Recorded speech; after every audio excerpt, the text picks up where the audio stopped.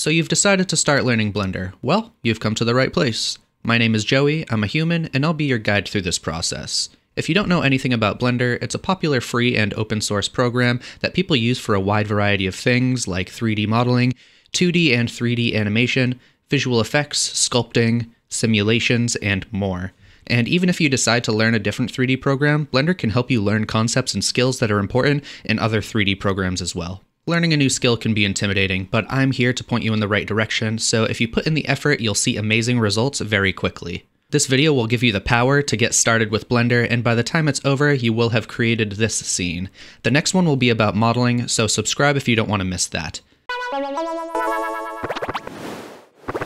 Let's start with downloading Blender. The most straightforward way is by going to blender.org and downloading the newest version that's there. You can also download it from Steam, or you can get the .bo Blender launcher. These two methods will make it easier to download new Blender versions as they come out. If you'd like to follow along, you can download and install Blender now. I made this video as concise as I could so that you won't get too bored, and that means that it might be too fast to follow along with in real time. If you learn best by following along, I recommend pausing the video after I show something. YouTube also lets you change the speed of the video, like this. You can use the arrows to jump forward or backward by 5 seconds, and you can use the comma and the period to go frame by frame. I also added a bunch of chapters, so if you come back to the video later, you can find topics more easily. And if you check the comments, I put even more detailed timestamps there. Another YouTube tip is that you can view the video transcript to see everything that was said, and if you hit Ctrl F, you can search for certain words that were mentioned. Keep this in mind when you're watching other YouTube videos, not just this one. If you want help, you can come to my Discord server where I made a channel specifically for helping people, and you can also download a free PDF I made that has a bunch of Blender shortcuts I mentioned in the video. Don't worry about memorizing everything, because when you practice, you'll be learning through repetition, and if you forget how to do something, you can always come back to this video or check the PDF. I also have my keystrokes being shown down here.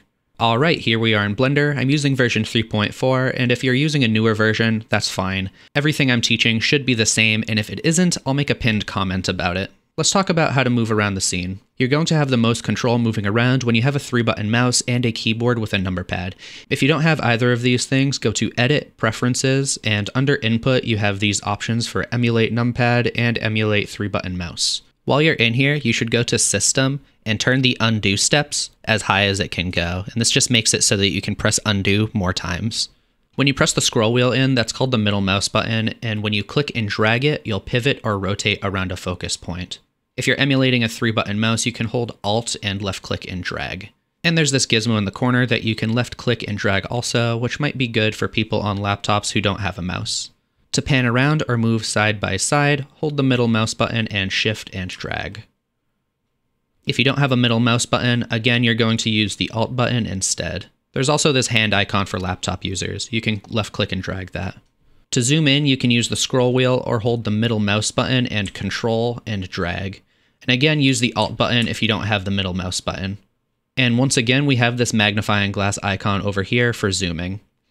You might start to notice that there are many different ways of doing the same thing. This is going to keep happening while you're learning. Try not to get too overwhelmed by all of the options, just use the ones that make sense for you. Feel free to pause and test these out if you're following along.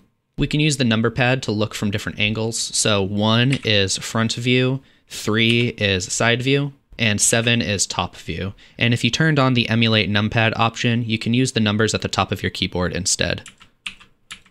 One thing about these options is that they're orthographic, which means nothing will have perspective and things will look more flat.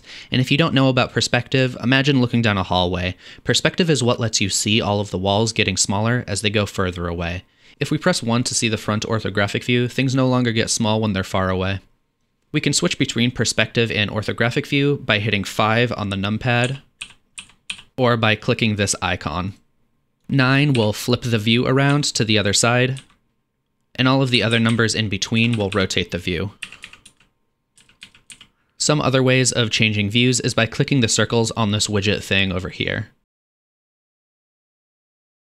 You can also rotate with the middle mouse button and click Alt to snap to the nearest view. You can hit the backtick button over here to get a pie menu with all of these options, and you can also find all of these options in the View menu up here. A lot of the time, menus will also tell you the keyboard shortcuts, and if you're feeling adventurous, you can check the menus to discover a ton of hidden options. I'll show more of the menus as we move forward. You might notice that if you move around a lot, it can be hard to find your way back to stuff in your scene. So an easy way of doing that is by selecting something with left click. You'll see it turn yellow, then click period on the numpad to focus on it. Now if you rotate, that object will be the pivot point. You can hit the back tick to find this option as well. It's called View Selected.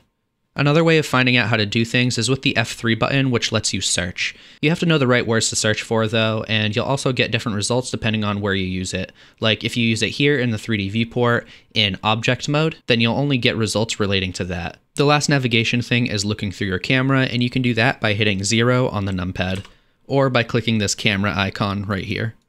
This is the angle you'll see from when you render an image, and cameras and rendering are big topics that we'll only touch on a little in this video. And before we start adding things, make sure you're saving your file so you don't lose any progress, and we can do that with Control S, or go to File and Save, or Save As, and then choose a name and a location for your Blender file. Let's delete this cube now. You can select it by left-clicking and hit X to delete and press Enter to confirm. Add an object with this Add menu at the top, or by hitting Shift-A. There are a lot of things we can add from this menu, like curves, cameras, and lights. But the one we're interested in right now is the mesh option at the top. This will let us choose from a list of primitive shapes. Try adding and deleting a few of them to see what they look like. This is a monkey head named Suzanne, and you might have seen her around from renders on the internet. People like to use it to test things out because it's a little more complex than the other options in here.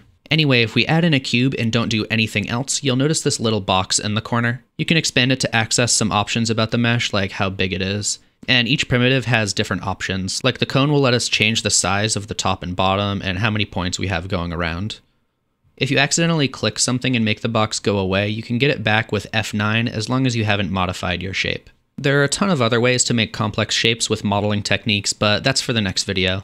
This is just a way of starting with a shape that's most similar to whatever you want to make. Also, if you want an object to look smooth, you don't need to turn these up really high. Instead, left-click to select, then right-click, and we have a shade smooth option at the top, as well as auto smooth and flat. The flat shading is how everything looks by default, and the auto smooth is for when you want a mixture of the two, like if you want the side of a cylinder to be smooth and the top and the bottom to look flat.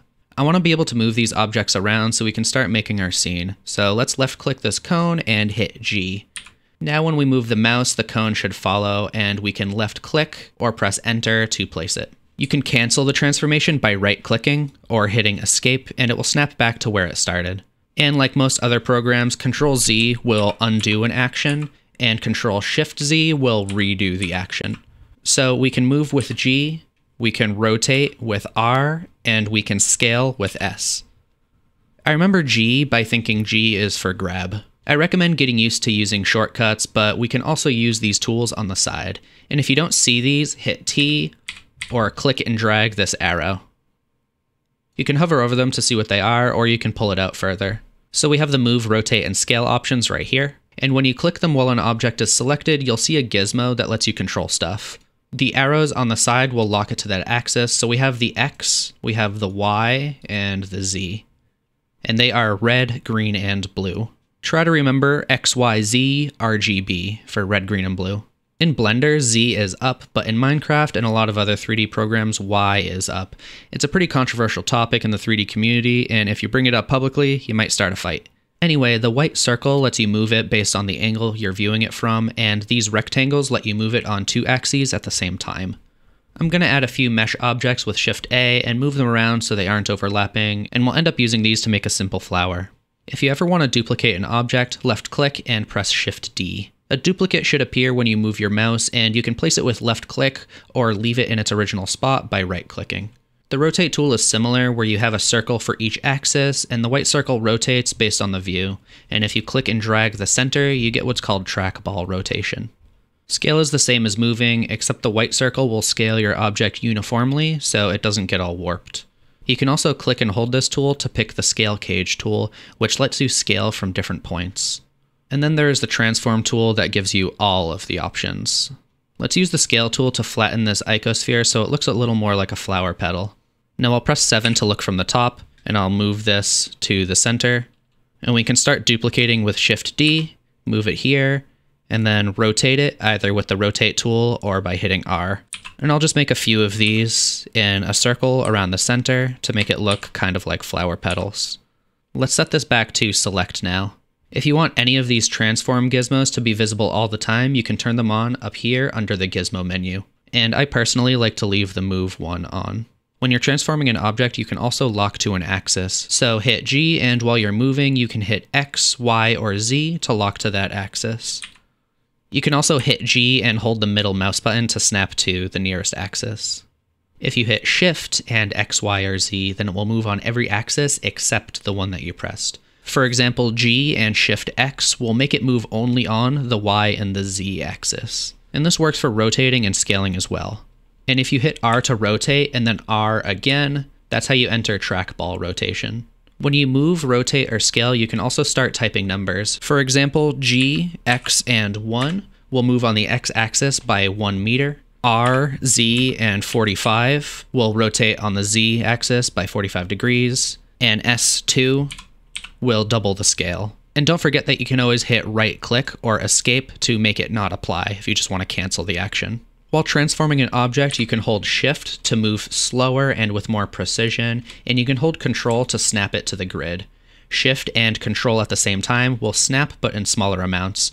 I'll talk more about snapping options later. Let's use some of these tips to finish our flower. So let's add in another icosphere with Shift A under Mesh, Icosphere. And then we can look from the top and make sure this is in the right spot by moving it with G, and we can scale it down until it looks like a good size. Make sure to check from the front and the side also, and this seems like it's in a good spot. Now we can take the cylinder and just move it a little closer like this. And again, make sure to check from the front and the side by hitting 1 on the numpad. Now let's make this skinnier by hitting S to scale and then Shift Z, and that will make it scale on only the X and the Y. And we can use this like a stem. So now we have a very simple flower shape, and as we move forward, we'll be able to make more complex things. Let's also start a floating island made out of cubes. So this one's going to be very simple. We can just hit Shift A under Mesh, choose a cube, and we can move it to the side with G. Now I'll just scale this up just a little with S. Now I'll duplicate this with Shift D, hit Z to move it up, and we can hit S and Shift Z to scale it out like that, and S, Z to flatten it down on the Z-axis like this. So this is just going to be the top part of our floating island like that. And if any of these shortcuts are confusing, remember you can use these tools on the side. You can reset the location, rotation, and scale of your objects with Alt-G, Alt-R, and Alt-S, and this will make them their original size and shape again. You can select objects with left-click, and you can select more than one object by holding Shift and left-clicking multiple things. You'll notice that when multiple things are selected, one of them is yellow and the rest are orange. The yellow one is what we call the active selection, and if you shift-click an object that isn't the active selection, it will become the active selection, and when you shift-click the active selection, it deselects it. The selection tool is enabled by default in this menu, and it sets a box. You can use that by clicking and dragging on an empty spot of your viewport, and that will make a box. Or you can hit B, and that will prompt you to make a selection. So we can use that to select the top of our flower like this, and then we can rotate it a little. Hit C to circle select, using left click to select, and the scroll wheel to change the size of the circle, and when you're done, you can right click. Lasso select doesn't have a shortcut, and you can only get to it through the select menu or by changing the selection tool by clicking and holding to get these options. Pressing W is the shortcut to cycle through the tools. You can also select everything with A and deselect everything with Alt-A, or by clicking on empty space. Let's continue transforming shapes to make a simple tree. So we'll start out with a cylinder, and this will be the tree trunk. We can add in a cylinder right here, and we can change the radius to make it a little smaller, like this. And this is going to be kind of like a pine tree, so we can add in a cone. And let's set this to 16 and move it up like that. Now I think this should be bigger, so we can hit S to scale and move it up a little bit, either with this gizmo or with G and then Z. Now we have a simple pine tree, and we can just select all of it with box select by clicking and dragging, and we can hit G and X to just move it to the side. And don't forget to save your file. I mentioned that T opens up the tool panel on the left. Well, there is another panel on the right that you can open with N, or by pulling open this arrow. I'll add in a cube with Shift A. We have a few options here. At the top, there is Item, where we can change location, rotation, and scale, as well as seeing the dimensions of our object. The dimensions are in meters, but if you want a different unit like feet, you can type in the number that you want and then put feet or FT after. And this works with a lot of different units. You can also do math in here, like 1 divided by 2, and it will give you 0.5. Another way of changing units is in the properties over here, but I recommend leaving it alone for now. Clicking and dragging down will let you select multiple fields, drag side to side to move the values, and shift and control work just like when you use G to move, which either change the values slower or snaps them to more even increments. If you have multiple objects selected and you want all of them to be affected by changes here, you can hold Alt while dragging side to side, and if you're typing values, just hold Alt while hitting Enter. This trick with the Alt button works in a lot of different places for affecting multiple objects, so try it out if you're ever feeling curious. The Tool tab will change depending on what tool you have selected, so if I select something over here, you'll see these options change. And View is where we have some camera options. The only one I want to show right now is this option called Lock Camera to View. We can check that and hit 0 on the numpad to look through our camera, and when we move around, the camera will follow. And when it looks like a good angle, make sure to uncheck it over here.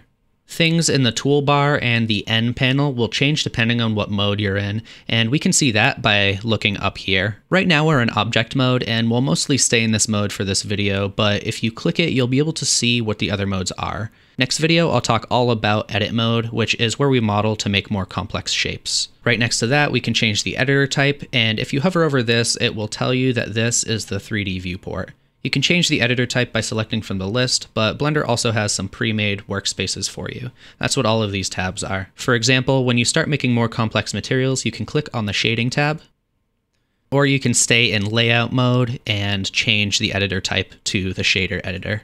I'll just change it back to the 3D viewport. You can also move windows around, as well as adding and removing them. Move them by hovering over where two windows meet until the cursor turns into arrows, and then you can click and drag. You can add new windows by hovering over a corner. The cursor will turn into a crosshair shape, then you can click and drag. This will either split the window that you drag onto, or it will join the windows.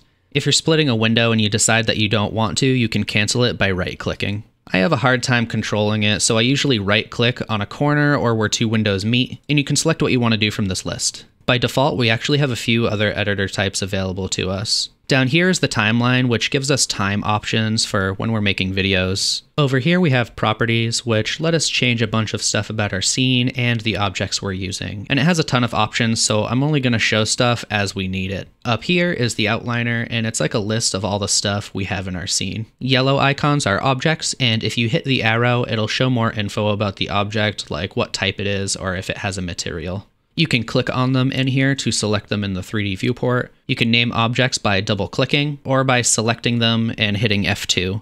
And this works in the viewport or the outliner.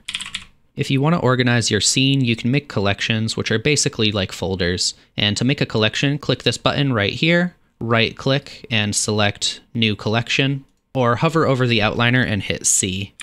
You can then rename it and drag objects into it. You can also put collections inside other collections, just like folders on your computer. Let's select our flower and put it into its own collection. To select everything in a collection, you can right-click it and select Objects. You can move objects into collections from the viewport by selecting something and hitting M for Move. Deleting collections is the same as deleting objects. You can just select them and hit X. These icons let you toggle things about your objects and collections, like the eye that makes them visible or not, and the camera, which makes them not show up in the renders. You can also add more or remove options with this filter drop down right here. And then the search bar for if you want to find something and you know what its name is. In the viewport, we have some other view options. Right now we're in solid view, which makes everything look gray, and it's supposed to make it easier to see objects while modeling. We also have wireframe, material preview, which people also call look dev, and rendered view. And we also have X-ray right here, which will make your models see-through in solid and wireframe view. Rendered view is what your scene will look like when it's rendered, and material preview has sample lights and an environment texture, and people mostly use this to test out shading and lighting. Rendering is kind of like taking a picture or a video of your scene, and if you go to render image, a window will pop up showing your scene the way that it looks through your camera. And you can go to Image, Save As, if you want to save the picture somewhere. There are a ton of render settings that can change the results you get, but that's a topic for a different video. This arrow gives you options for each of the views, but solid view has the most useful one in my opinion. At the top you can change how the lighting looks or add a matte cap, which makes it look like a different material. I personally prefer using this one right here. I also like turning cavity on and setting it to both, which adds some shading that defines edges and makes it easier to determine the angle of faces. You can check out viewport overlays for a bunch of other options. I'll show more of these in the next video though. If you want to change the color of your object, go into Material Preview, select one of your primitive shapes, and you can add a new material by clicking on the Material Properties tab and clicking the New button.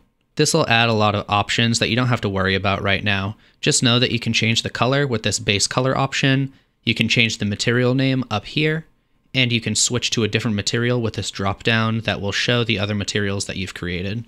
You can add a material to multiple objects by selecting them and then shift selecting the object with the color that you want them all to have, and that should be an active selection with a yellow outline. Then press Ctrl L and link the materials. Let's add some color to the objects that we already have in the scene. So I want green for the stem. I'll click the New button and rename this green 1, and we can get a green color like this. I'll do the same thing for this tree, but I want it to have a slightly different green, so I'll call it green 2.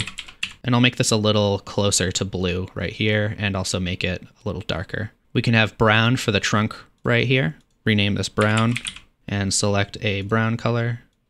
That will be close to orange right here, and then we can desaturate it and also make it darker. And then I want a grass color for the top. We can just select the one that we used for the stem of our flower. In this, I want to be kind of a dirt color, so we'll have brown 2. And I'll make it a brown color, but I want it to be a lot lighter. This next part will be a little more advanced, and I'm just going to start throwing out a bunch of tips while we add stuff to our scene. All of these tips will be in the PDF that you can download, so don't worry about memorizing everything. Each mesh object will have an origin point, and that's what this little dot is in the center. If you hit N to open this panel, the location here is showing where the origin point is, and it's also what your object pivots around when you rotate it. Let's delete this and add in a cone with Shift A. And I'll just move it up. This will end up being another tree. If we wanted this cone to pivot from the bottom, we can move the origin point, and one way is by going to this tool tab and checking Affect Only Origins. Now we can move the origin to a different spot with G, and I'll hit Z -1 and enter to move it down 1 meter on the Z axis. And when it looks good, just make sure to uncheck this. Now when we rotate with R, you can see that it's pivoting from the bottom. We can also move the origin by right-clicking, Set Origin, and we have these options right here to center it. I'll talk about what the 3D cursor is in a little bit. And for now, I'll just choose Origin to Center of Mass Volume, and you can see that it's a little closer to the center. I'll just hit Ctrl Z to move it back to where it was originally. You can also go into edit mode up here or by hitting Tab, select everything with A and move with G. When you move things in edit mode, the origin will stay in the same spot. And like I said, we'll talk more about edit mode in the next video. Let's make another pine tree. So I'm actually just going to delete this, and I'll select both of these by clicking and dragging, and Shift D to duplicate, then X, and I'll just move it back closer to the center. And because I duplicated them, they already have the same materials too. I'd like to duplicate this a few times, so let's hit Shift D, Z, and then move it up a little bit, and I'll left click or press enter when I'm done. Now if we hit Shift R, Blender will repeat the last action we did, and we can press this as many times as we want. This only repeats the last action though, so if we move it and we rotate it, Blender will only recognize the rotation because that was the most recent action. There's an option up here called proportional editing. Let's turn that on by clicking it or pressing O. If we select and scale the top cone with S, you'll see that multiple are being scaled at once, but with a fall off so that the cones that are further away are scaling less. There's a circle called the area of influence, and you can change that with the scroll wheel. Scrolling up makes the circle smaller, and scrolling down makes it larger. I'll just hit right click to cancel this. The fall off is set to smooth right now, but we can change it to get different shapes. Feel free to play around with each one. I'll set this to linear for the tree right here, and I'll just select the top one, hit S to scale, and then Shift Z, so that it's scaling on the X and the Y, and I'll scroll down until this is big enough to be affecting all of the cones. And I just want to scale this so that none of them are overlapping, maybe like that. And this gives us like a pretty nice shape right here. Random is a little different and just causes chaos, but it can be nice for making a lot of objects look different. And proportional editing also works with moving and rotating. It might be a little easier to understand if you make something like a fence. So let's turn this off briefly, select our tree, and just move it to the side over here. So let's make a fence by adding in a cube with Shift A, going to Mesh, Cube, and I want the origin point to be on the bottom. So I'll hit Tab to go into edit mode. Make sure you select everything with A, G, Z, and then 1. And this will move it up on the Z axis by 1 meter. And by default, our cube is 2 meters by 2 meters. So I know this will place the origin directly on the bottom. And this is good because now it's pivoting from the bottom. And when we scale it, it will always scale from the bottom. So let's hit S to scale, Shift Z, and that will scale it on the X and the Y. And we can just make it pretty thin like this. Now let's hit Shift D to duplicate X. And we can just drag it to the side a little like this. And then we can hit Shift R a few times, just to have a few fence posts. Now we can select the middle one and turn proportional editing back on. And when we hit S and Z, you can see that it's scaling the other ones. Now I'll scroll up to make this circle smaller, and you can see exactly the shape that it's making right here. So if instead of being smooth, you want it to be sharp, you could set it to sharp like this, and it will make this shape that you see on the icon right here. So S and Z, and you can see it's a little pointier. Or we can make it spherical like this, so it'll be kind of like a circle, S and Z. So I'll just scale this up a little bit right there, and I'll select all of it by clicking and dragging, and I'll move it back a little so we don't accidentally go into these objects. I'll turn proportional editing off, and then I'll hit Shift D, X, and just move it to the side over here. And I'll repeat this action with Shift R a few times to make the fence a little longer. Now let's select all of this and add it to its own collection. Select all of it, hit M to move, and you can choose New Collection, and we can just name it Fence. You can see over here now we have a fence collection, and if we want, we can turn it on and off, do whatever you want with it to organize it. Let's make another tree by starting with an icosphere and duplicating it a few times with Shift D. Right click to make the duplicate go back to where it started, and then you can hit Shift R a few times, and you can see in the outliner it's adding more icospheres, but they're all in the same place. Let's select all of these, go to the Object menu, Transform, and Randomize Transform. You can also search for this with F3. A little box will open up when you do this, and it'll let you randomize all of these values, affecting all of the objects that you have selected. So let's change some of these values. I'll click and drag down so we're selecting both, and then I'll move them side to side like this, maybe about 1.5 meters. And I'll do the same thing on the Z, about 1 meter. Let's click and drag down on the scale, and you can see this is making it so that every axis is randomized. But if we set this to scale even right here, now they'll all scale up and down and not distort at all. So I'll push this up a little higher, maybe like 1.3. And if we don't like the shape that it's making, we can change this seed up here until we think it looks good. And if any of these values seem wrong for you, you can change them however you see fit. I think this one looks pretty good, so let's hit G, Z, and drag it up a little. And then we can add in a cylinder to use for the tree trunk. I'll hit S to scale, Shift Z to make it skinnier, and then SZ to make it a little taller. And I'll also hit G and Z to drag it up a little like that. Now let's select all of these with click and drag, hit M to move it to its own collection, and we can add a new collection called Tree and hit OK. You can see over here now we have a separate collection called Tree.001, and that's because we already had a tree collection, so we can't have two collections that are named the same thing, and if you try, it'll just name it a little differently like that. Let's go to Material Preview and make sure that these actually have colors. So with all of these selected, let's Shift select one of these icospheres, go to Material Properties right here, and click the drop down and add green right here. Now we can hit Control L because everything is still selected and press Link Materials. So everything will turn green. We just want to select this one and change this one to brown. And I'll go back into solid view. If we want to reset the transform for all of these objects, we can select them and press Alt G to reset the location, Alt R to reset the rotation, and Alt S to reset the scale. If you do this with the N panel open on the Item tab, you can see these values changing. Let's back up though, because what if you want some of these objects to stay the way they are in a more permanent way? For that, you can hit Control A, and this will let you apply the location, rotation, the scale, or all of them. If I apply the scale of this one, you can see over here the scale was reset to 1, but our object looks the same. So this is like the new default scale now, and if we try to reset it with Alt S, it will always go back to this shape. This was only for the scale though, so we can still reset the location and the rotation. Applying the location will move the origin point to the center of the world, and you'll see these values change to 0. And applying the rotation will set these values to 0, but the object will stay looking like it's rotated. There are many reasons to apply or to not apply the transforms, enough so that I made a whole video about it a while back. Sometimes your scene can get hard to navigate when you have a bunch of objects. So you can hide objects by selecting them and hitting H. If you have an eye icon in the outliner, you'll notice it toggle for objects that are hidden, and you can show them again by clicking the icon or by pressing Alt-H. Shift-H will hide everything except for what you have selected, and again, this is nice when you have a ton of things in your scene, and you can bring everything back with Alt-H. You can find all of these options under Object, Show/Hide. Keep in mind that when objects are hidden, they still appear when you render unless you toggle the camera icon off. Similar to Shift-H, you can hit / on the number pad, and this will isolate the selected object. And you can exit this by hitting / again. Blender calls it Local View, and you can also find it here under View, Local View, Toggle Local View. This works when you have multiple objects selected also.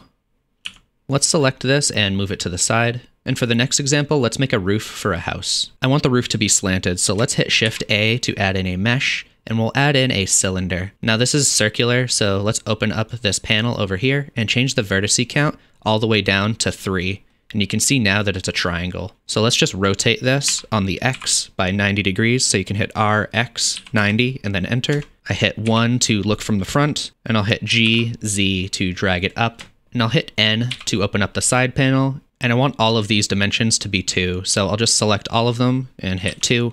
Let's hit S, Z, and then 0.5, and that will scale it down by half, and then we can hit enter. So I think the slope is a little better now. Let's add in a cube now with Shift-A, Mesh, Cube, and I'll hit S, X, and we can scale this down to make it skinnier this way.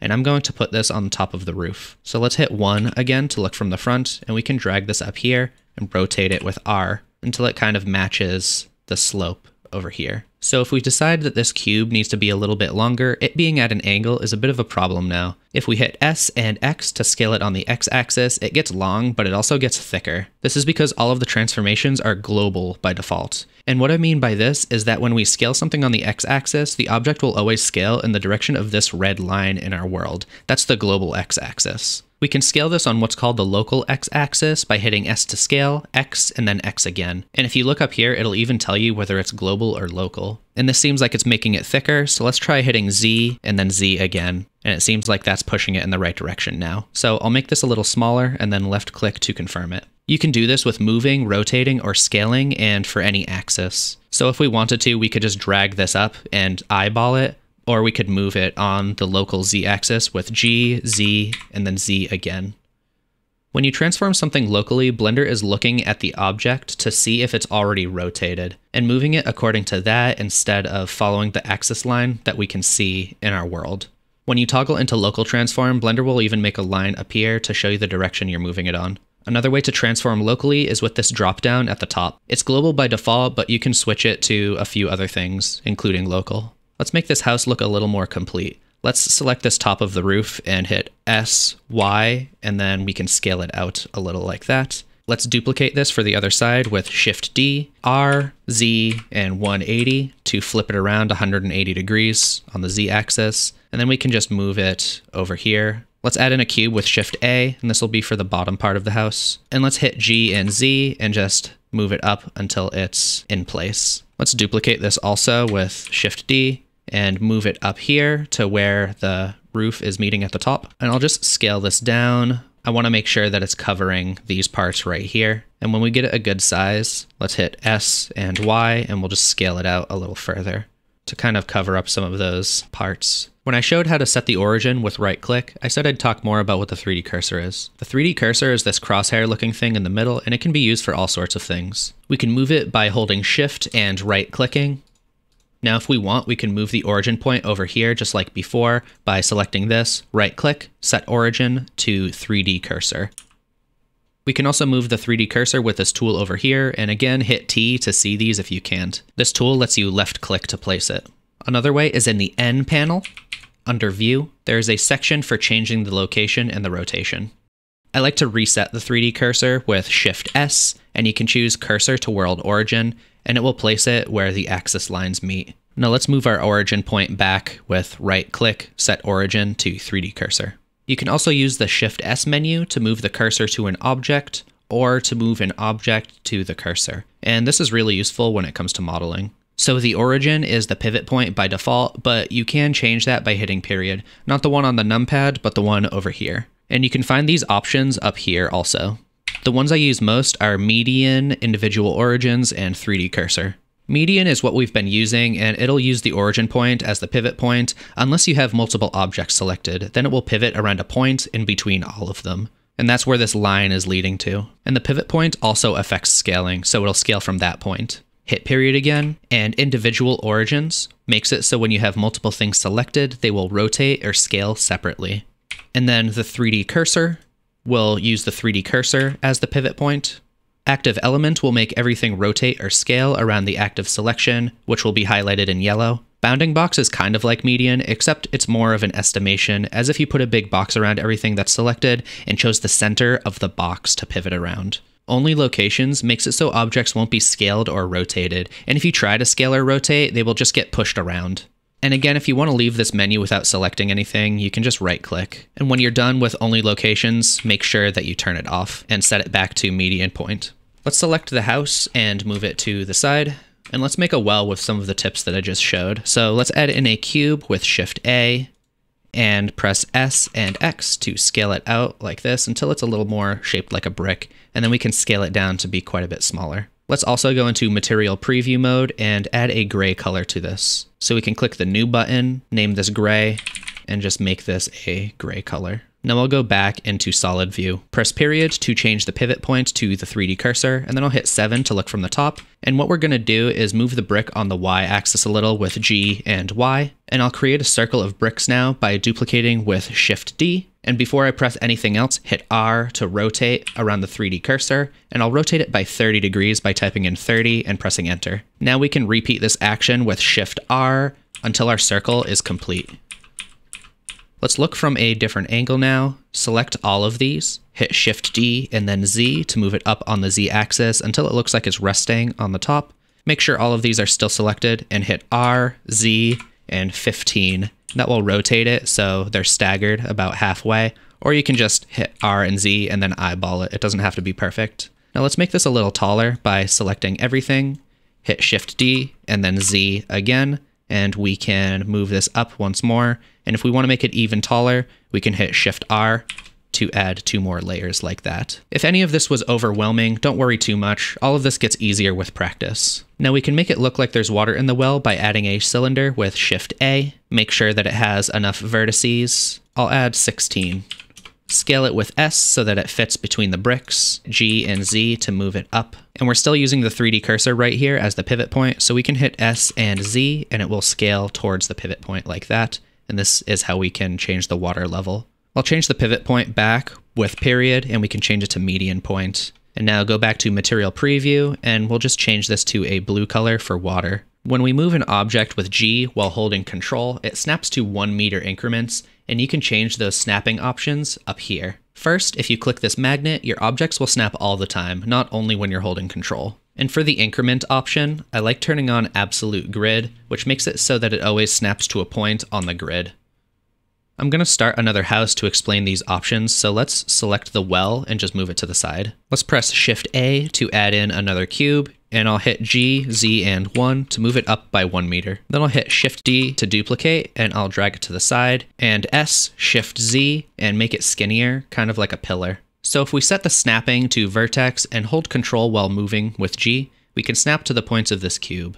I'll talk more about vertices, edges, and faces in the next video, but basically each corner has a vertex. These lines are the edges, and faces are these flat planes on the sides. And this is set to closest, which means the closest point on our selected object is what is going to snap. So that would be this point right here.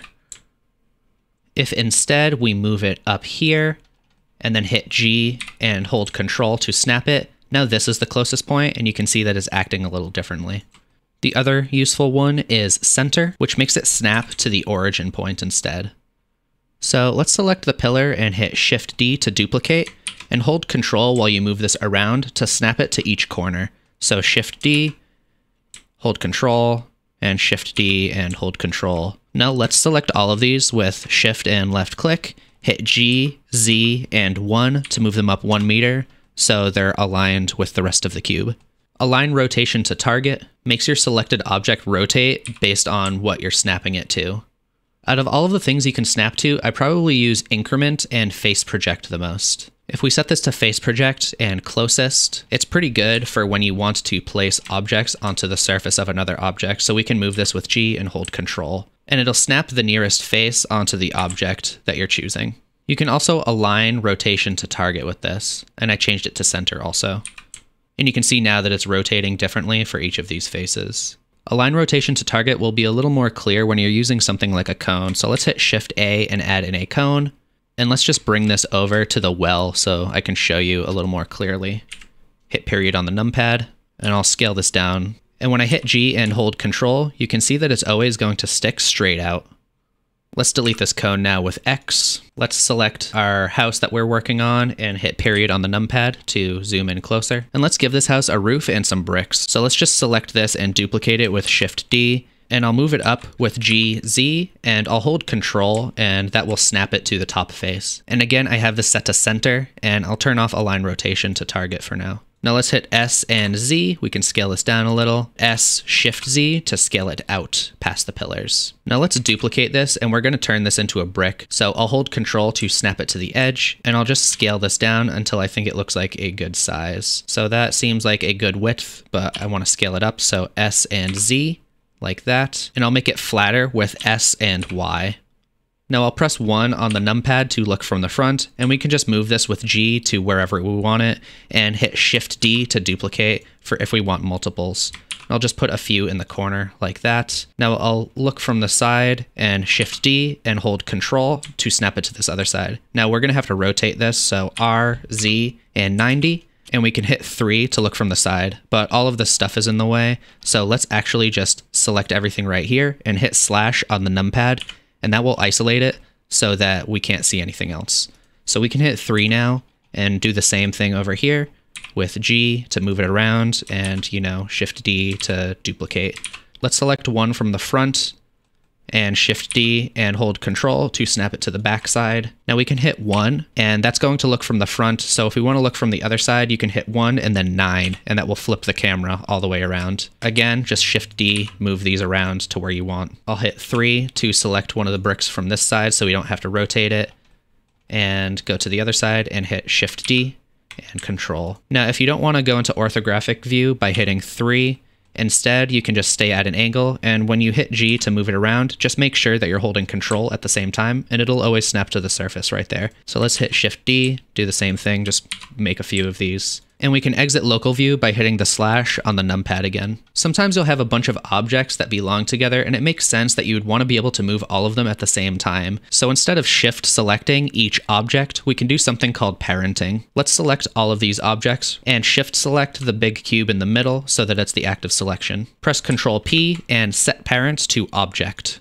Now, if we go into X-ray mode, you can see all of these lines are connecting to our parent object right here. And if we move everything with G, all of the children will follow, and only the parent is selected when I'm doing this. In the outliner, we have a lot of objects right now, so you can actually find the object that you have selected by hovering over here and hitting period on the numpad. It works just like when you hit period in the viewport, but you have to be hovering over the outliner. So in the outliner, all of the child objects will appear nested under the parent. You can also parent in the outliner by dragging and dropping an object onto another while holding Shift. You can make any of these objects not be parented by selecting them and pressing Alt-P and selecting Clear Parent. If you try to parent one object to another and it's already a child that's been moved around, you might see it move when you don't want it to. So press Ctrl P and select Keep Transform, and this should keep it in the same spot visually while changing the parent. It's the same with unparenting also, so if we select this and hit Alt P and Clear Parent, you can see it snaps back to where it was originally. But if we want to unparent it and have it in the same spot, we can hit Alt P and select Clear and Keep Transformation. Now it's not a child anymore, but it's in the same spot. I'll hit Shift Z to undo so it's parented again. Now, if you want to select all of the children of a parent, you can select the parent and hit the right bracket. And you can select the parent again by pressing the left bracket. If you hold Shift while doing this, the selection will expand to select the parent and the children. Parenting gets really complex, and it's used for a lot of different reasons, especially if you get into rigging and animating. Let's use all of the tips from this video to complete our scene. I'll tell you what I'm doing as I'm doing it, and at the end, I'll show you how to add a light and render an image. You can follow along if you'd like, but I also encourage you to try making something on your own. The more you practice all of this, the easier it will be, and the more natural it'll feel. Let's start by organizing some of these things. I'll just select the fence, and I'll just move it to the side so we can select some things more easily. Now I know that these two trees are in the same collection right here. What we can do is just parent all of these to the trunk so that whenever we want to move a tree, we don't have to select the whole thing, we can just select the trunk. So let's select these two and shift select the trunk to make it yellow, which is the active selection, and Control P, parent to object. Let's do the same thing with this right here, and then shift select to make it the active selection, Control P, and set parent to object. Now when we move these around, we only have to select the trunk and everything else will follow. We can do the same thing for this tree right here. So select everything, shift select the trunk,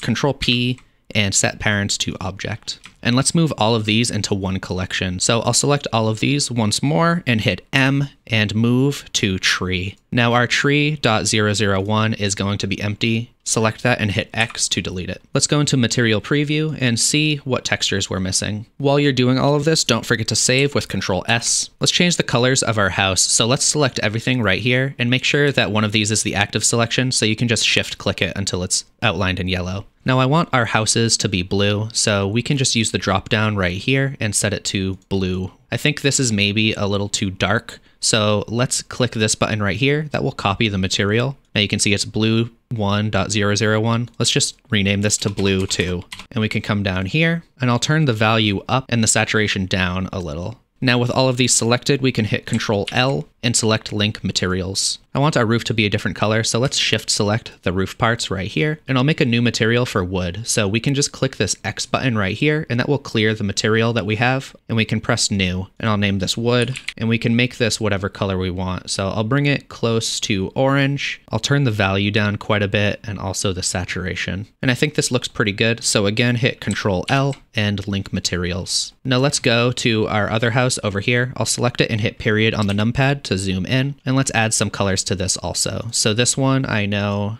is going to be blue 2, and we can select all of these bricks. I'll just shift select all of them, and I'll set this to blue 1 so they're a little darker, and then I'll hit Control L and Link Materials. Now the top I'll make the wood color, so we have wood right here, and for the pillars I'll select all of them and I'll make them a slightly paler color. Choose wood in the drop down, and I'll press this button to make a copy, and I'll change this to wood 2, and I'll make it much more pale by turning the value up and the saturation down. Now let's hit Control L and link those materials also. So for our flower, we can select everything and then shift select the stem right here and Control P to parent to object. Now if we move the stem, everything will follow. We can do the same thing for the well, just select everything and then I'll shift select the water last and Control P, parent to object. For the fence, I'll just select everything and then shift click one on the end and Control P and parent to object. For the house, I'll select everything and then shift click the biggest part last at the bottom and Control P, parent to object. And I'll do the same thing for this house right here. Let's make a door for our house. So for that, I want it to be the same color as the roof right here. So I'll just select that and hit Shift D to duplicate. Make sure snapping is set to face project and center, and then Control to snap it to the front right here. Now we can just scale it down to be however wide we want our door to be. I'll hit S and then Z to make it thicker, S and Y to do that. Now I'll look from the front and just put this into place. Maybe a little wider with S and X. I'll hit Shift D to duplicate it and then R and 90.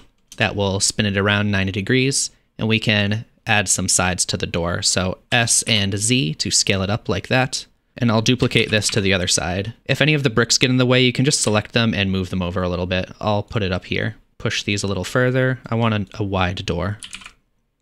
Now I want the center of the door to be a different color. So what we can do is just duplicate this part right here with Shift D, and then I'll bring it down, S and X to scale it down, and S and Z to scale it up until it fills everything.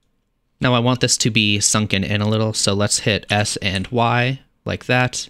Let's make this the second wood color. So click the drop down and set that to wood 2. And if we want a doorknob, we can add an icosphere or a UV sphere, but I like the icosphere. And I'll press G and hold Control to snap that to the front, and I'll hit S to scale it down. Now we can make this whatever color we want, but I know I have yellow in here already, so I'll have a yellow doorknob. And don't forget that if you want to make this smooth, you can right-click it while it's selected and shade smooth like that. I think this might look a little better if it's dark blue, so I'll select the drop down and hit blue 1. Now I want our other house to have a door also, so let's select all of these, shift select, and I'll select the middle part of the door last, like this, and hit Control P and parent to object. Now with everything selected, I can hit Shift D to duplicate and just move it to the side over here. Now we only have to select the center of the door if we want to move it around because it's all parented up. So with that selected, I'll go over to our other house like this, and I'll hit G and hold Control. And because we're using snapping, I don't even have to see the door where it starts. I know that it'll just snap to where I want it like that. So we can just line it up over here. Now you can see there's a relationship line going all the way back. Something must be parented. Let's actually just select everything in here, select this big cube last, and hit Control P. Now if we just try to parent it like this, some of it will snap back. So remember, Control P, object, keep transform like that, and that will make it so it stays put. Now I'll select everything right here and move it to the side, and I want to make a window, so I'll hit Shift A, Mesh, and we'll add a torus this time. So this will add a donut shape, and let's open up this panel right here. And for the major segments, I'm going to turn those down quite a bit until it's 4. So this is actually going to look like a rectangle. And I'll leave this count to 12 like that. So this we can make the same color as the edge of our door. So I believe that's wood right here. And for the center part, I'll add another mesh. We'll set that to cylinder. And I want it to fit snugly inside of here. So we can set this to 4 and it should be the same shape. And we can just hit S and Z to scale it down like that until it's inside. Now this will be the glass part of our window, and we can set it to blue 2, but I think I'd like it to be even lighter. So let's duplicate this right here, and we can rename this to blue 3, and I'll just make this lighter by turning the saturation down quite a bit, like that. Select both of these, shift select the center, so that one's the active selection, Control P, parent to object, like that. Let's hit G and hold Control to snap it to the wall right here. Now this is going to be way too big, so let's scale it down quite a bit. R, Y, 90. And if you want to leave it like a diamond, you can do that. But if you want it to be a square, you can hit R, X, and then 45 like that. And we can add as many of these as we want. So if we wanted to, we could duplicate it with Shift D and hold Control and snap it to the other side as well. Now let's just make sure everything is parented up here. I have the lamp selected, so I'll just move it over. Box select everything, shift select the cube, Control P, parent to object. And again, if it moves around like that, hit Control Z, Control P, and object keep transform. Let's move our other house a little closer so we can add some windows and bricks to this one also. Let's select both of these window parts and Shift D to duplicate and then bring it over here and hold Control. Now I want it to be on the side, so we can put that here. I could put one on the front also with Shift D, hold Control, and I want to rotate it with R, Z, and 90. So we can have one right in the middle like that, and I think that's pretty good. Shift D, hold Control, snap it there. And we can add some bricks also. So let's select these, Shift D, and hold Control, and we'll put as many of these as we want. We can also select some on this side, Shift D, and hold Control like that. I'll select all of these and bring them to the other side, Shift D, hold Control. And I'll also do the same thing for the back. So select all of these, Shift D, and hold Control. Now let's make sure everything's parented up. You can see we have a bunch of relationship lines that are going to the wrong spot. So let's select everything over here, shift select the big cube, Control P, and object keep transform. I think our fence might look a little better as a different color. So let's select all of these, shift select the end one, and I'll change that to wood 2. So it's that pale wood color. Control L, link materials. I think that's enough objects. So let's just select our houses and move it to the side like that. I'll select the big chunk of land over here, make sure that the big cube is the active selection, and I'll hit Control P to parent, and I'll hit Alt G to move that back to the center. So when we're duplicating a parent, it won't actually copy all of its children, so we still have to select everything. So let's select all of these, Shift D to duplicate, and I'll just move it over to the front. We'll create a few more of these floating islands. And let's make one more. scale it down with S, and I think that's pretty good. Now we can just start dragging some of these things over. So let's go over to our houses, and I'm going to change the snap settings. So instead of center, I'll change it to closest, and we're still using face project. So let's select the big cube right here. Remember that it's parented, so we have that selected. I'll hit G and hold Control to snap it over here, and I'll hit G, move it up on the Z axis with Z, and then I'll hit G and Control again, and now it will be snapping to the bottom face right there. This is a little big, so we can hit S to scale this down. Let's go get our other house. So we can select the big cube right here. Again, G and Control, we can bring this over. G, Z to bring it up. And this needs to be quite a bit smaller also. So let's scale this until it looks pretty close to the same size right there. Again, we need to hit G and Control to snap this down. And I'll rotate this whole thing with R, Z, 90, and then press the minus sign, and that will flip it around to -90 degrees. So we have two houses. Let's select the water from our well right here. G and Control to snap it. Let's scale this down quite a bit. Now G and Control to snap it back down. Let's select our fence. And remember, everything is parented to this end piece right here, so we can select that. And G, Control. Now we have to scale this down quite a bit, so I'll scale it down, G and Z to pull it up, and G and Control to snap it back. And we'll put it over here so people don't fall off this cliff. Let's make this a little shorter with S and Z. And we can bring some of these trees over as well. Let's select this one, G and Control, G and Z to bring it up. And let's scale this down quite a bit. I think it's okay for this one to be pretty large, but I want to scale these out a little more. So let's Shift select all of these, S, and then Shift Z, and these will get a little wider. Now select the trunk again, G and Control to snap it down. Let's select the other tree, G and Control to snap it, G and Z to bring it up, and let's scale this down quite a bit. And I think this rotation is a little strange. It's going to be cutting into our other tree, so let's hit R and Z, and we can spin this around, and G, Control, to place it where we want it. We can bring our last tree over, select the trunk, G and Control, G and Z to bring it up, S to scale, and let's scale this up a little, S and Z, like that, G and Z, scale this down. We want a few smaller trees now. G, Control to snap it. Let's add a few more trees. I'll duplicate this one, so I'll select the trunk and the top part, Shift D to duplicate, and I'll just make a few of these, move them around like that. So I have 4. Now I'll just select the trunk, G and Control, and we can move these around a little just to fill some space. Scale them a little, select the trunk, G, Control, select the trunk, G, Control, and maybe make this one a little smaller also, G and Control, so it's actually snapped. Let's bring this flower over, so select this part, G, Control. Now this is huge, so G, Z to bring it up, S to scale. Can make this a pretty big flower, you know, compared to the houses, just so we can see it from far away. G, Control to snap it to the bottom. Select the stem, and we can select all the children with Shift and right bracket. Now if we hit 7 to look from above and Shift D to duplicate, I know that this cube is flat, so I know that we don't have to snap it again as long as we're looking from the top. And when you place them with it still selected, you can also R to rotate it. So let's place some more of these with Shift D.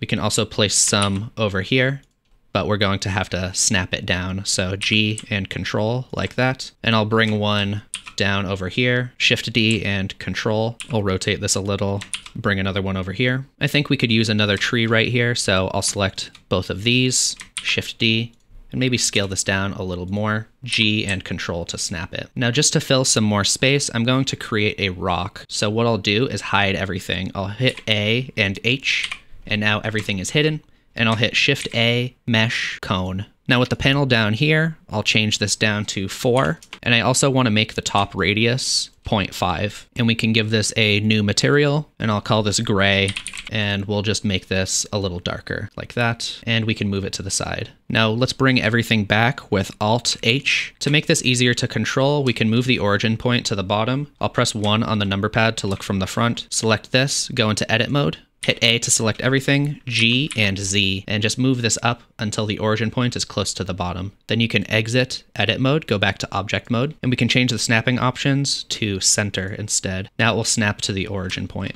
So select this, hit G and Control. We can snap this here, and we can scale it down like that. Let's hit S and Z to scale it down quite a bit. I'll look from the top with 7 and we'll create a few more of these. So Shift D, scale it down, and we can just create some interesting patterns. This can be like a rock formation, and we can move this around just to fill some space.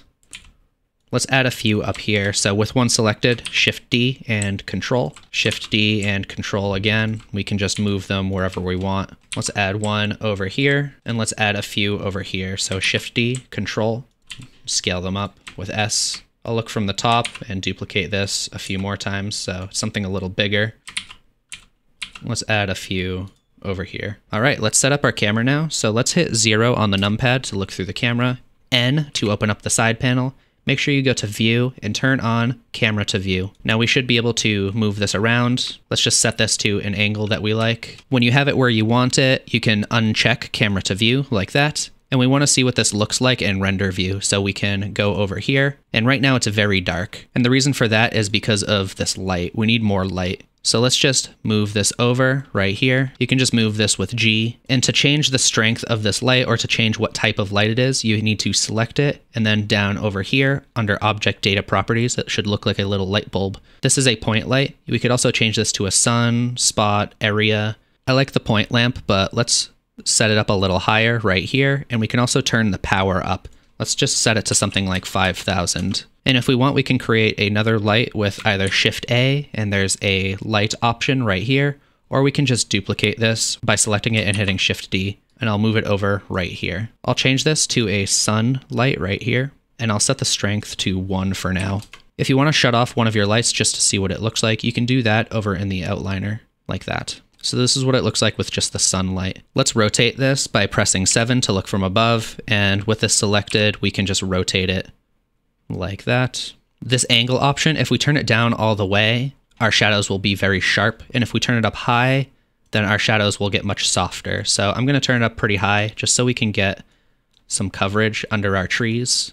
We can also turn the strength up a little more too. I'll set it to 2, and we can turn our other light back on. The radius of your point light is also going to change how sharp the shadows are. So if you don't like how sharp this shadow is right here, you can just turn the radius up a little bit, and you can see now it's a little softer. So feel free to play with all of the settings that I just showed to try to get it how you want. So when I look through my camera with 0, I think this looks pretty good now. And we can render this out by going up to Render and selecting Render Image. If you don't like what you see here, feel free to change some of the settings. I think the rock color should be a little darker, so let's select one and just turn it down a little. I'd also like the background to be blue instead of gray, so it looks more like a sky. There are plenty of ways to do this, but I think the easiest way is to just add a plane and add some color to it. So we can hit Shift A to add in a plane.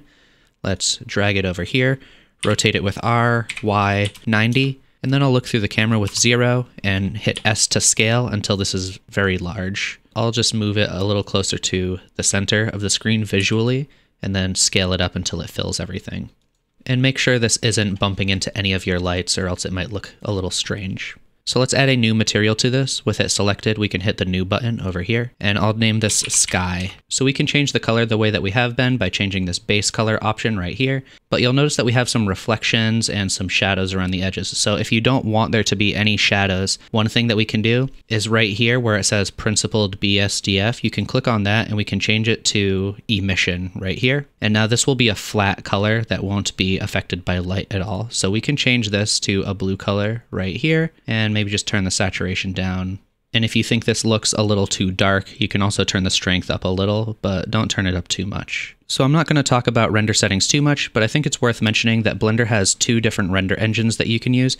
So if you come up here to Render Properties, you can see that we have the render engine Eevee, and that's what we've been using the whole time. This will look a little more simplified. The lighting is not going to be completely physically accurate. And if you want it to be more accurate, we can click this right here and set it to cycles instead. But be warned that if you don't have a dedicated graphics card, this might not work well on your computer. But we can click that to see what it looks like, and you'll notice some more realistic shadows and reflections. Cycles also takes longer to render usually, so I'm going to change this back to Eevee, and then we can render it one last time by going to Render, Render Image, and I think this looks pretty good, so let's save it now. We can go up to Image, Save As. You can decide where you want to save it, and you can also change your file format here.